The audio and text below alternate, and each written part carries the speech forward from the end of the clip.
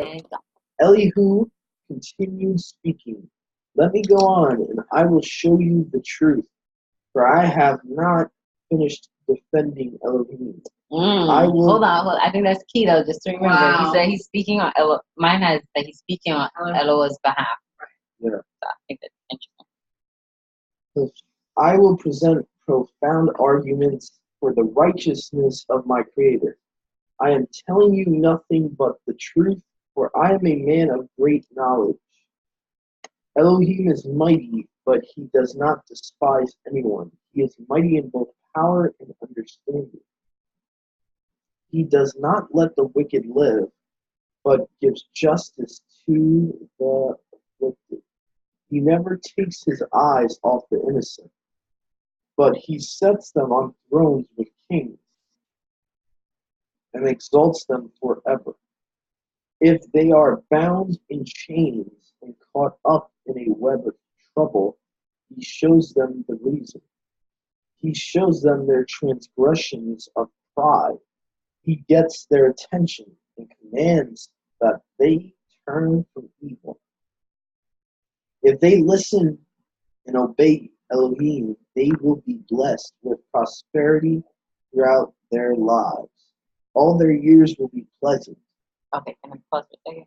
Yeah. I think this is part of that doctrine or the understanding that only good things befall you, but basically that you're not going to go through such hardships if you're righteous or if you obey him and if you serve him, because there are brothers that obey and serve and are not living lavishly or have many troubles and literal woes. I'm not just talking about money, but in the aspects of death and curses and diseases and sometimes, I just keep getting back to the same thing. Sometimes it's just a test.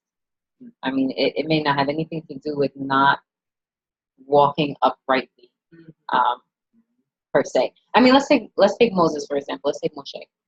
It says he was the most humble man, but there was so many times where people literally wanted to kill him and destroy him. And you're talking about the Israelites and the multitude and all that stuff that wanted to come against him. Let's go back to Egypt. Who are you? Why are you leading? Okay, but he's righteous, so why would anybody come against him and stuff like you see, it's not always because of sin. So that's just, we can't just keep our mindset on just that. That's what I'm trying to say. Yeah, and a lot of the times the wicked people are left alive when the righteous die young. There's a lot of times where the wicked live longer. Yahuwah doesn't always strike down the wicked at that moment. He allows wicked people to live for whatever reason, whatever purpose he has. So it's a half truth. Elihu's saying right now, it's like a conditional truth. But to make that a general statement that the wicked never prosper at all, that's a lie. So that's what I got so far. We see it. We see that they prosper. They can't hear this much. I'm saying we see that they prosper. All around us. We wonder why, but really these are answers that are not meant for us. God knows what he's doing. So his purpose in that plan. And sometimes he just confounds them into their own foolishness. You know what I'm saying? And just let them go and they'll learn. Okay, I'm gonna let you go in your own delusion, your own what's the word that I'm looking for? When he just lets people reprobate mind. Yes, give themselves to their own reprobate minds and everything, and just say, okay, you think I don't see? They say that in their heart. The wicked say that in their heart. He doesn't see. So I'm gonna go. He's not even existent and everything like that. So it says, every knee will bow. So hallelujah. Yep. Verse 12. But if they refuse to listen to him, they will be killed by the sword and die from lack of understanding. For the righteous are full of resentment, even when he punishes them. What verse are you? Verse 13 probably says a little different than yours. Yeah, how does verse 13 read again? The godless, so I said the unrighteous. Oh, unrighteous. I think it's righteous. Okay. Yeah, the unrighteous are full of resentment, even when he punishes them. They refuse to cry out for him for help. Cry out to him for help. They die when they are young, after wasting their lives in immoral living. But By means of their suffering, he rescues those who suffer, for he gets their attention through adversity. Elohim is leading you away from danger, Job, to a place free from distress. He is setting your table with the best food, but you are obsessed with whether the unrighteous will be judged. Don't worry, judgment and justice will be upheld, but watch out, or you may be seduced by wealth. Don't let yourself be bribed into transgression. With all your wealth or all your mighty efforts keep you from distress, do not long for the cover of night, for that is when people will be destroyed. Be on guard, turn back from evil, for Elohim sent this suffering to keep you from a life of evil. Verse 22, look, Elohim is all powerful. He is a teacher like him. Who is a teacher like him? No one can tell him what to do or say to him, you have done wrong. Instead, glorify his mighty works, singing songs of praise. Everyone has seen these things, though only from a distance. Look, Elohim is greater than we can understand. His years cannot be counted. He draws up the water vapor and then distills it into rain. The rain pours down from the clouds, and everyone benefits. Who can understand the spreading of the clouds and the thunder that rolls forth from heaven? See how he spreads the lightning around him, and how it lights up the depths of the sea.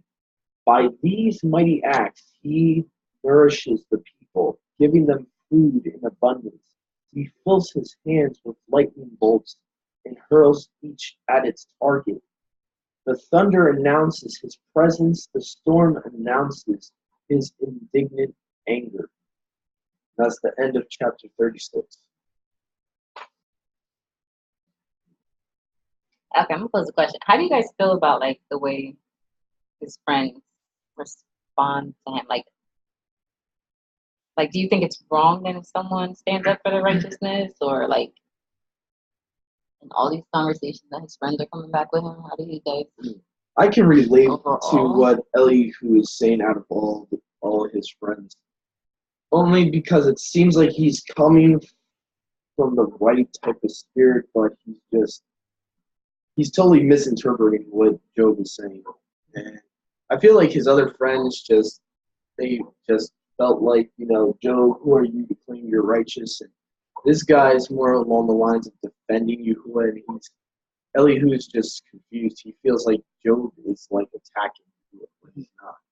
And I guess, he thinks that Job is questioning Yahuwah's, righteousness and sovereignty. So I think Elihu has the right heart. He's kind of sticking his nose where it probably should be. He's probably, he's just going off of what he sees Job saying and not how he's saying it. So that's what I see.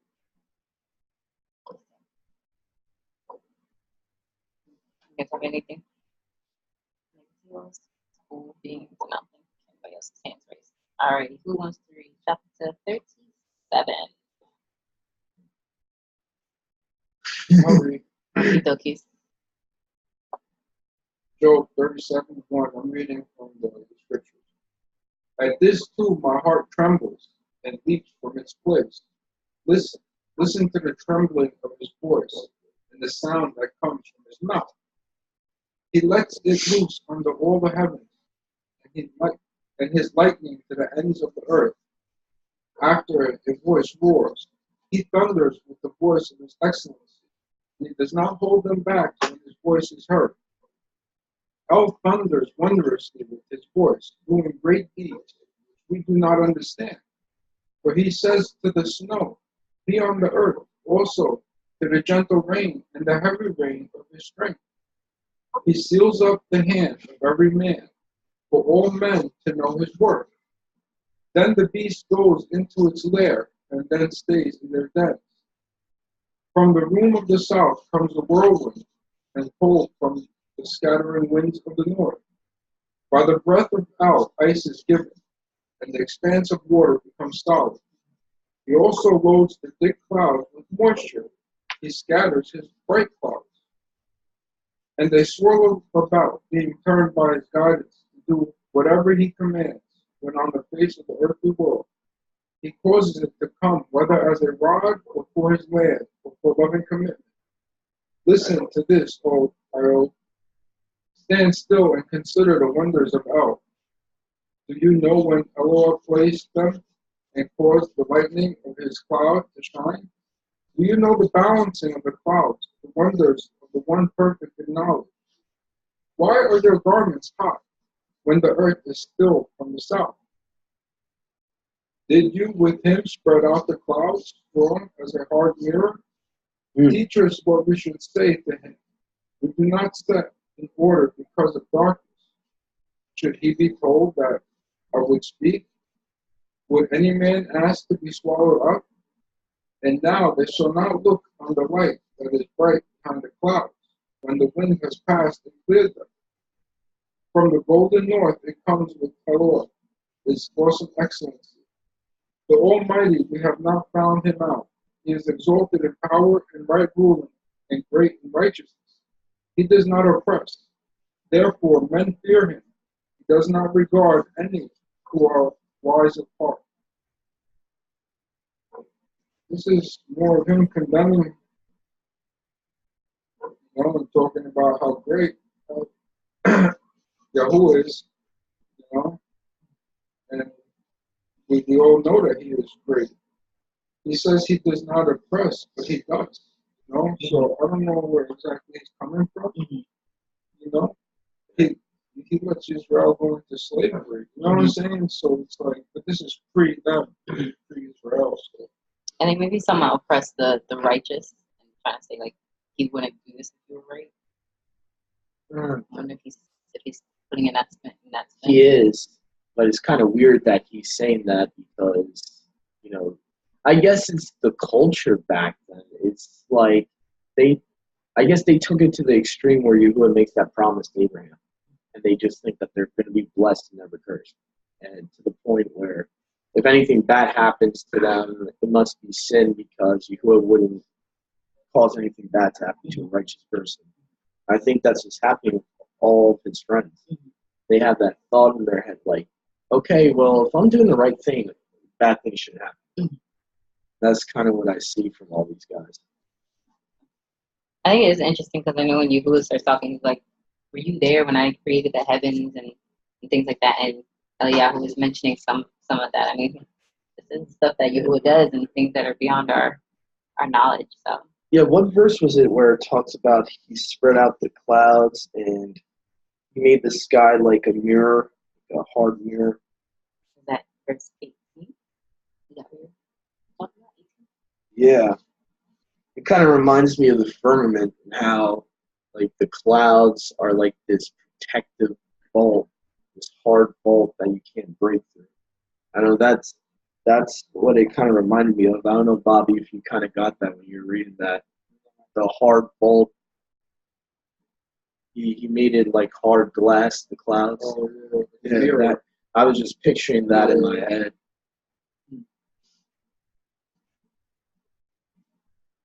Daryl, John, you guys got anything? Any hands raised? Negativos. Alrighty, who wants to read the next chapter? I think you should. Yay! Alright, 38. I'm reading from the Sefer. Then Yahuwah answered, Yahuwah is about this. Yo, out of the whirlwind, and said, who is this that darkens counsel by words without knowledge? Gird up now your loins like a man, for I will demand of you, and answer me. Where were you when I laid the foundations of the earth? Declare if you have understanding. Who has laid the measures thereof, if you know? Or who has stretched the line upon it? Whereupon are the foundations thereof fastened? Or who laid the cornerstone thereof?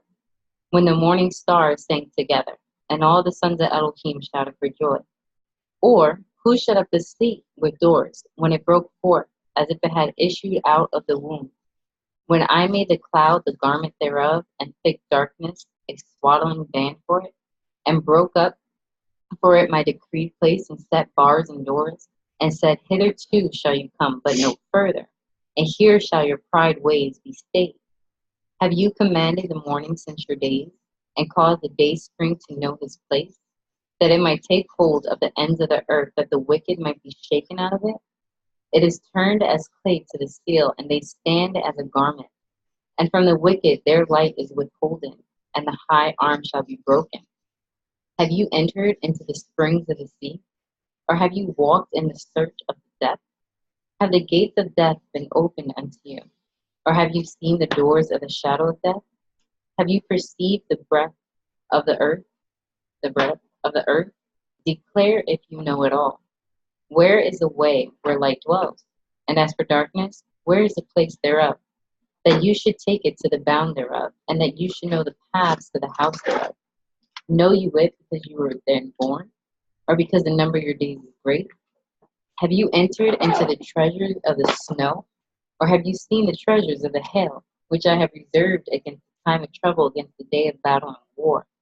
By what way is the light parted, which scatters the east wind upon the earth? Who has divided a watercourse for the overflowing of waters, or a way for the lightning and thunder? To cause it to rain on the earth where no man is, on the wilderness where there is no man, to satisfy the desolate and waste ground, and to cause the bud of the tender herb to spring forth. Has the rain a father? Or has he or who has, excuse me, verse 28, who has begotten the drops of dew? Out of whose womb came the ice? And the hoary frost of heaven, who has gendered it? The waters are hid as with a stone, and the face of the deep is frozen. Can you bind the sweet influence of Pleiades, or loose the bands of Orion? Can you bring forth Mazzaroth in his season, or can you guide Arcturus with his sons? Know you the ordinances of heaven? Can you set the dominion thereof in the earth?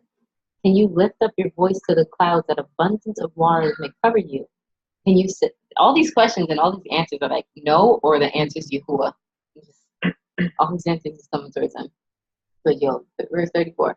Can you lift up your voice to the clouds, that abundance of water may cover you?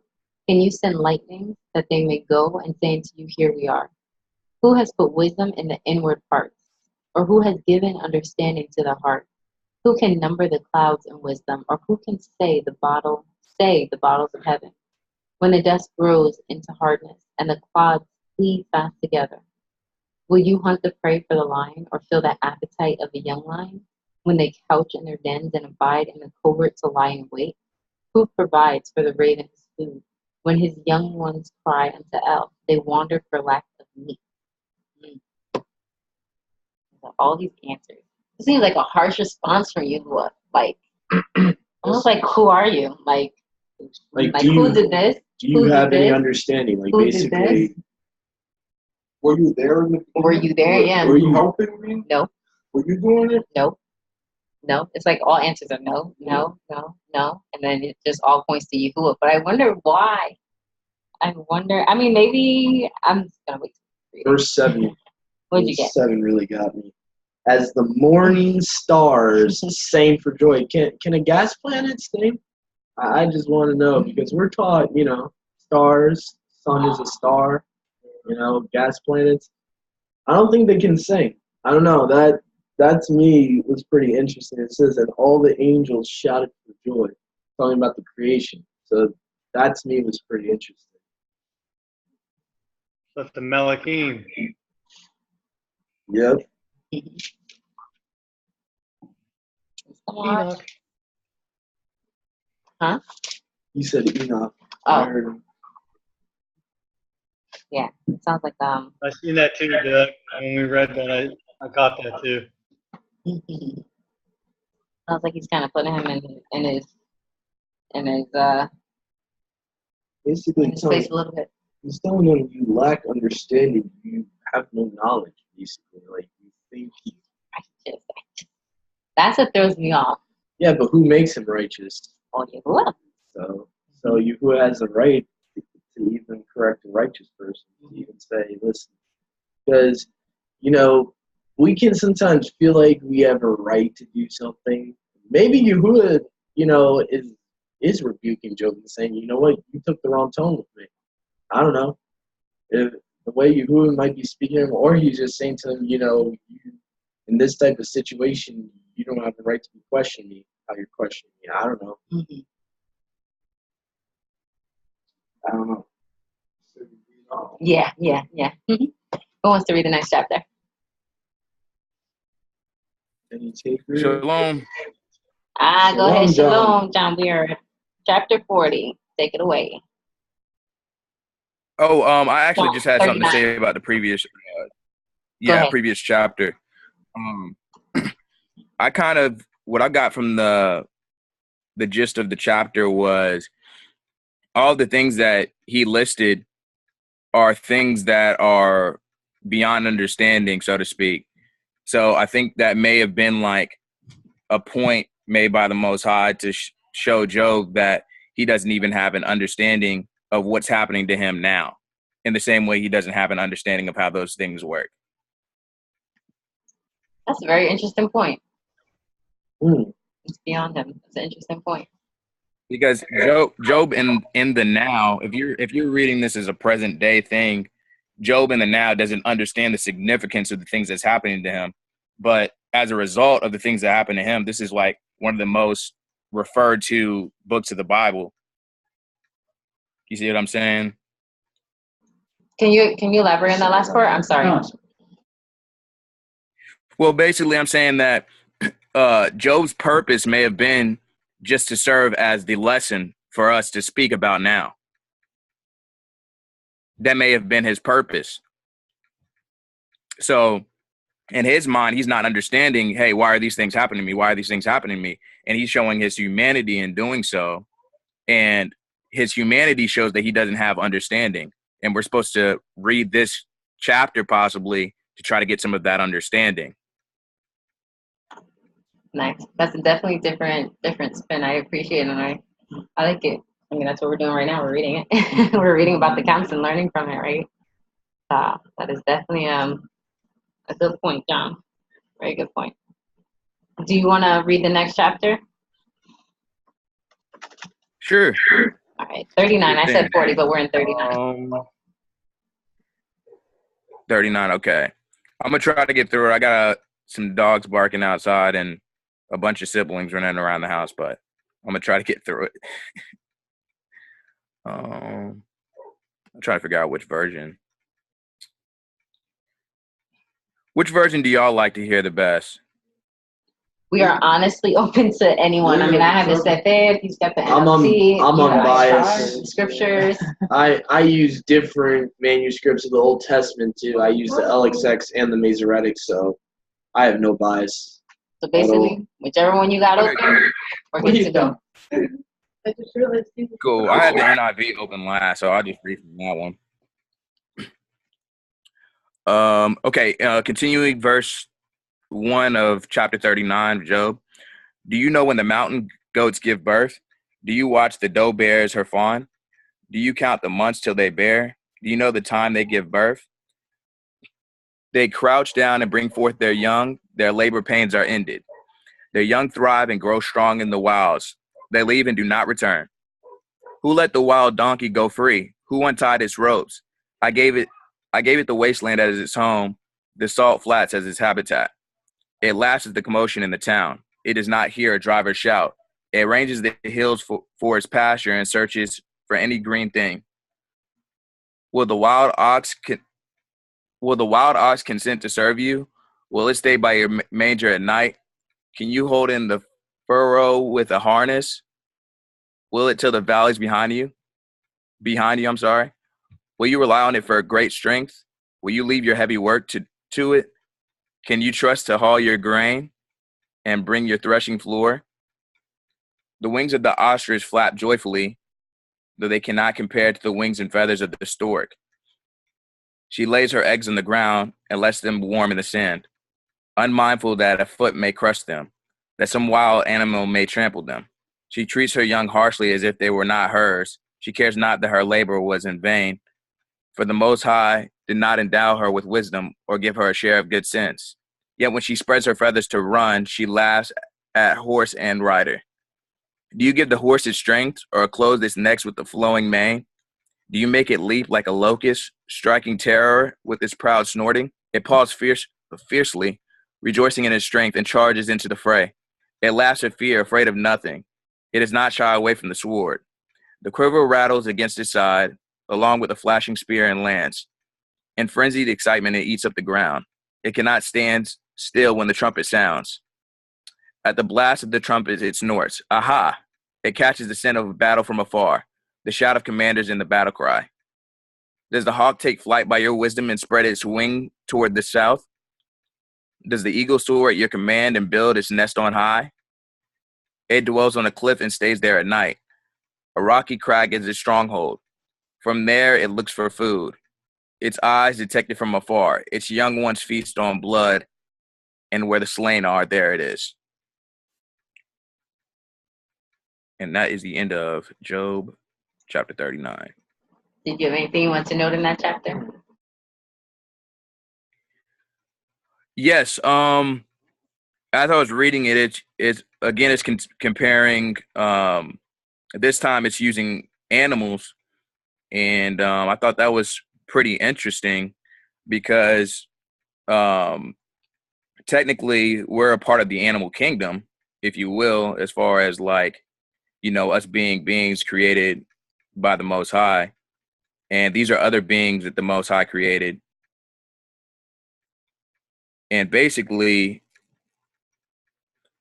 I guess here, like in chapter 39, we're given an example with each of the animals that are listed and some of their behaviors. And their behaviors are different than our behaviors in the sense that basically they kind of have a set of understandings of their own, whereas we can grow in understanding beyond what an animal can. But I guess that I'm kind of going into it a lot, but in my mind, it's like we can grow in understanding past the understanding of, say, an animal, but we can't grow in understanding to the understanding of the Most High, basically, if I was to sum it up. No, that's good. That made me I think think like that maybe. no, that's a good point. I think it's a real good point because it made me think of something similar to that on verse 17, where it's talking about the well, mine says Asher, some says stork, but basically it's saying Yahuwah has deprived her of wisdom, neither has he imparted to her any understanding, and but he gives that to us. But Right. yeah, so I definitely hear Exactly. Yeah. So like there's certain animals that you can look at in the animal kingdom and you can learn from basically what their behaviors are, and you can see their behaviors based off of what animal they are, and that's where we get comparisons. We use comparisons ourselves to compare, oh, that guy's acting like a dog, or basically a certain behavior compared to an animal, but we're beyond understanding. So that's why those things are an insult, because you're acting in a lower self, so to speak, basically by acting like those different animals when you are supposed to be above and have dominion over those animals. good stuff. Good stuff. Anybody have anything else they want to know? I think, He's got his mind going. yeah, Yahuwah's pretty much challenging him. He's saying, "Can you tame a wild beast like this?" He's pretty much trying to point to Job like, "You're not me. You can't do what I do." Like, Basically, yeah, exactly. that's pretty much what he's saying. But he's doing it in a way to where, without him having to just say that, him being able to give him the examples of all the things that he already has understanding of and all the things he already created, and he created Job also. You see, so he's, instead of just saying you don't have understanding and not giving him a significant answer, he's giving him an answer by asking him questions to that he can't even answer. And the fact that he can't answer these questions shows that the Most High is superior. Nice. Yeah. I can't wait until we get to the Leviathan and the Behemoth. That's one of my favorite chapters. So I guess you'll be Coming reading up. chapter 41 then. Oh yeah. All Good right. stuff, good stuff. Who wants to read 40? I shall read. Alrighty. Chapter 40. Moreover, Yahuwah answered Job and said, shall he that contends with El Shaddai instruct? He that reproves Eloah, let him answer it. Then Job answered Yahuwah and said, behold, I am vile. What shall I answer you? Just a side note, I do remember Job saying way back in chapters before, he said, you know, how he would love to be able to speak to Yahuwah, but even then he would have no answer. Like he couldn't respond. But so I just think that's I gotta find the verse, but where was I? And verse 4, behold, I am vile, what shall I answer you? I will lay my hands upon my mouth. Once have I spoken, but I will not answer. Yea, twice, but I will proceed no further. I got nothing to say, Yahuwah. Then answered Yahuwah unto Job out of the whirlwind and said, gird up your loins now like a man. I will demand, that's the second time I said that. I will demand of you and declare unto me. Will you also disannul my judgment? Will you condemn me, that you may be righteous? Have you an arm like El, or can you thunder with a voice like him? Deck yourself now with majesty and excellency, and array yourself with glory and beauty. Cast abroad the rage of your wrath, and behold everyone that is proud and abase him. Look on everyone that is proud, and bring him low, and tread down the wicked in their place. Hide them in the dust together, bind their faces in secret. Then will I also confess unto you that your own right hand can save you. Behold now, oh, here's part of Behemoth. Behold now Behemoth, which I made with you. He eats grass as an ox. Lo now, his strength is in his loins, and his force is in the navel of his belly. He moves his tail like a cedar. The sinews of his stones are wrapped together. Verse 18. His bones are strong pieces of brass. His bones are like bars of iron. He is the chief of the ways of El. He that made him can make his sword to approach him. Surely the mountains bring him forth food, where all the beasts of the field play. He lies under the shady trees, in the covert of the reed and fen. 22. The shady trees cover him with their shadow. The willows of the brook compass him about. Behold, he drinks up a river and hastens not. He trusts that he can draw up Yarden into his mouth. He takes it with his eyes. His nose pierces through snares. I don't have any comments. It's interesting. If you search Behemoth on Google, you'll find a picture of what the evolutionists call a brontosaurus. So I just find that interesting for, people that are creationists like us and want to, defend the biblical faith. And scientists will say, oh, dinosaurs are not in, you didn't create dinosaurs. Yeah, you did. Behemoth's one of them. The reason you don't see brontosaurus is because that's a man-made name. Behemoth is actually a brontosaurus, and even Google, all you have to do is go on Google Images. So I find that interesting.